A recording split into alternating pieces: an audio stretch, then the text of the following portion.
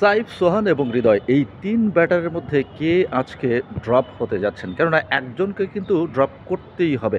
এর মধ্যে ৪ বোলার নিয়ে আফগানিস্তানের বিপক্ষে খেলার কারণে অর্থাৎ জেনুইন ৪ বোলার নিয়ে খেলার কারণে সমালোচিত হয়েছে বাংলাদেশ টিম ম্যানেজমেন্ট, যারা এই মুহূর্তে দুবাইয়ে অবস্থান করছে। ভালো কথা।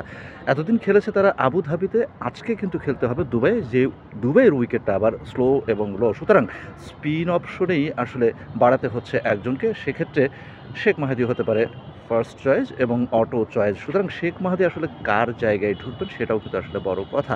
স্লো এবং লো উইকেটে শ্রীলঙ্কার বিপক্ষে ব্যাট করতে হবে, বল করতে হবে এবং ব্যাটও করতে হবে। সুতরাং আবার শ্রীলঙ্কা দলে বাঁহাতির সংখ্যা বেশি।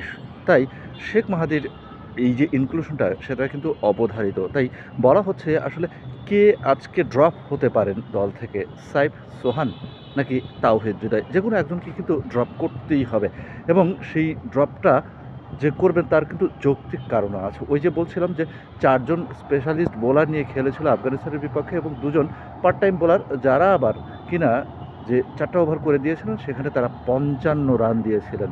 তাই বিসিবি প্রেসিডেন্ট আমিনুল ইসলাম বুলবুলও কিন্তু সেই কম্বিনেশনের সমালোচনা করেছেন এবং তিনি বলেছেন যে আসলে ৪ জন স্পেশালিস্ট বোলার দিয়ে আসলে টি-টোয়েন্টিটা খেলা যায় না। টি-টোয়েন্টি খেলতে হবে প্রপার প্ল্যান নিয়ে।